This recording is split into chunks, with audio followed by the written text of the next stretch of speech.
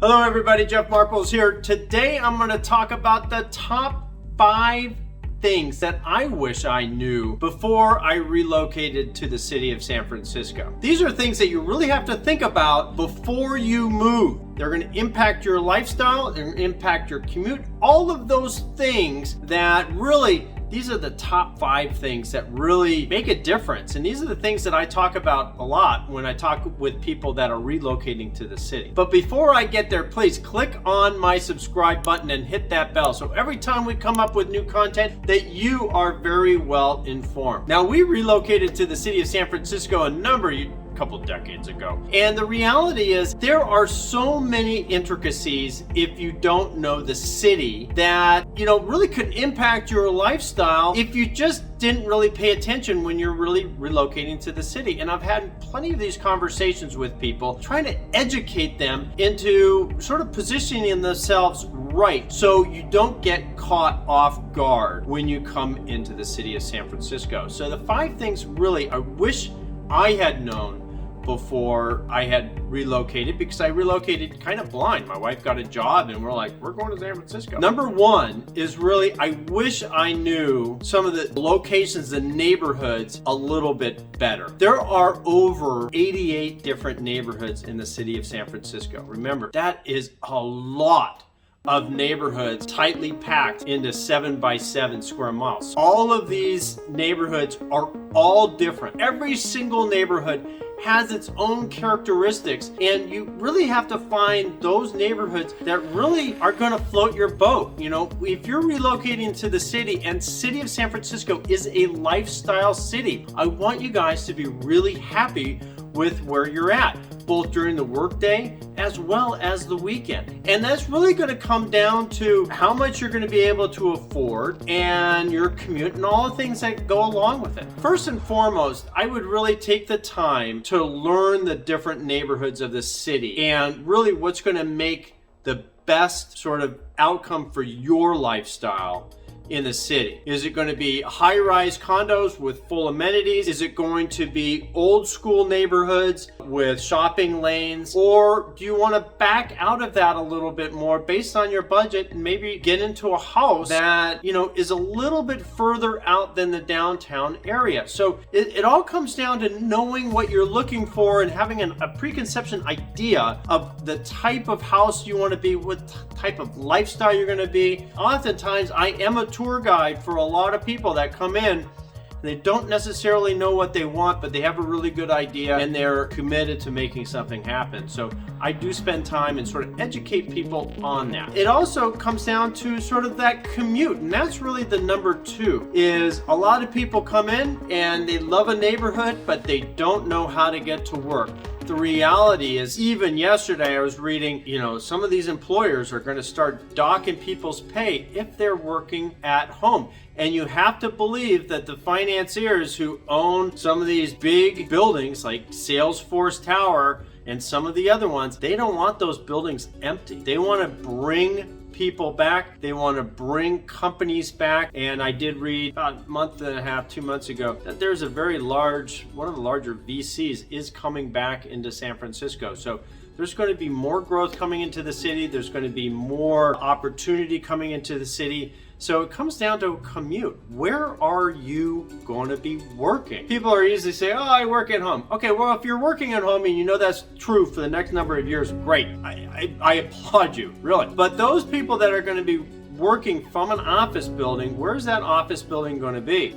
There are a number of options for public transportation in the city. We've got the Muni above ground trains, right? They go underneath the market, underneath into the tunnels on Market Street. We have the bus system. We have BART. We have Caltrain. But then we also have freeway access. So you really need to learn what public transportation's options are there for those communities that you want to live in. Are you taking a train to work? Are you taking a bus to work? Because different neighborhoods have different solutions to that, and you have to be really aware of that. The other part is, if you are planning on going, oh, I'm going down to Santa Clara every day, or I am going to be Palo Alto or Menlo Park every day, realistically, you shouldn't be living up in the marina because it's going to take you 45 minutes just to get through the city. You might be looking at neighborhoods that are a little bit further south, maybe Noe Valley or whatnot, to be able to give you that easy freeway access. That's one of the reasons why South Beach, Mission Bay are very attractive to people, because you have high-rise buildings, you can get close to work if you're living down there, but if you're transitioning on a commute every day down the peninsula, hey, freeway access, you're up and you're out, and you don't have to deal with the stops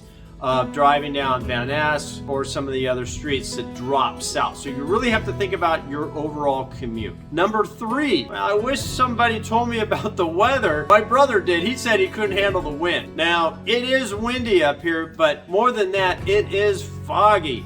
But it does affect different neighborhoods more than others. For instance, we have Carl the Fog over there, right? Carl the Fog comes out over the ocean, and on the Sunset and the Parkside area, well, you know, there's nothing to hold that fog back. So that fog belt will easily come in. The fog belt will come in underneath the Golden Gate Bridge and wrap around. When there are hills like Twin Peaks, blocks a lot of that wind and a lot of that fog. And so you're going to see those microclimates throughout the city are all a little bit different. Best weather is going to be Mission Bay or South Beach, right? I mean, because you're on the eastern side of the city, you know, all the fog is, you know, getting trapped behind Twin Peaks. You need to know these things, especially if you feel that you are affected by sunshine or lack of sunshine, right? You really have to know these things before you get in. Also, you know, San Francisco weather pattern is not normal. Today, it's foggy in the city of San Francisco, and we're in August. It is different than anywhere else in the Bay. It is different than the East Bay. So you really have to know the weather patterns, because in San Francisco, we do get that Indian summer. So once you think summer's over, that's when it gets hot, and that's when we get better weather. The reality is, you know, it's simple weather patterns. It gets so hot in the Central Valley, hot air rises and it pulls that hot air, that colder air from the ocean. So you really need to know those weather patterns, especially if those things are really going to affect you. 4, I think this is actually a big one. Cost of living. You know, San Francisco is going to be expensive, and things are getting more and more expensive. So you really need to learn a budget or plan a budget when you are relocating to the city. And so that's really what it comes down to. First and foremost, it comes down, if you're buying a house, you know, if you don't know the city, I'm always going to say maybe you should live here for a year just to get your feet wet, understand the city, make sure that you're really comfortable, unless you really know what you're looking for. I have clients from New York City, they want big buildings. Hey, it's pretty easy. But if you really don't know what you're looking for, come in and rent for a while. Know what the rental values are going to be, so you could budget those rental values within your monthly index. And then you can say, okay, well, it's going to cost me X amount to live here in the city. And then you add up everything else, right? You add up your groceries, you add up your transportation. A lot of people can get rid of their car because they live in the neighborhood that they don't need a car, or they're happy with Zipcar or Uber, Lyft, or all of these other options. You don't necessarily need a car, so you could remove some car payment and insurance.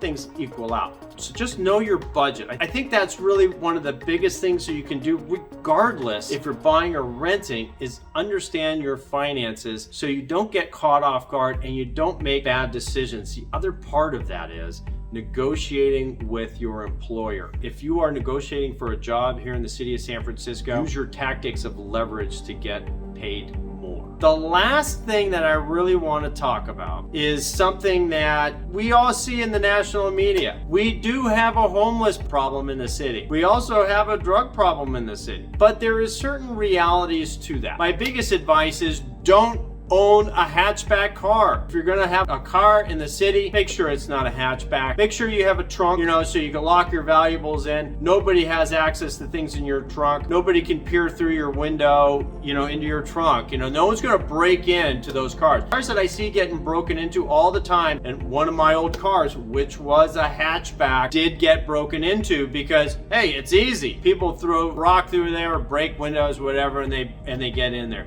San Francisco doesn't really have that much crime outside of that. right? So just be careful where you park and make sure that you don't be a target basically for people to break into your car. When it comes down to sort of that homeless and drugs, well, the reality is if you drive around the city like I do, yeah, you're not going to be hanging out in the Tenderloin too much. You need to know that. And then you need to know where those lines go from. You're in the Tenderloin, how far out are these people going to be repositioned every so often with the city? The city will come in, hose down the streets, people will move a block over here, move a block over there. So those are really the key things to know. It's like, okay, well, I don't want to be in the Tenderloin. Soma sometimes can get pretty dicey. So, you know, if you're an urbanite and really want that urban feel, hey, you know what you're getting into. But there's so many different neighborhoods that really don't have these issues. Not violent crime, none of that craziness that you see in other cities. I think it really just comes down to, it's just, you have to be prepared. You have to, you know, have some street smarts about you when you're downtown and whatnot. A lot of the drug addicts, they're not going to really hurt you. It is what it is. I think part of the issue is really, you know, it comes from the top down. You know,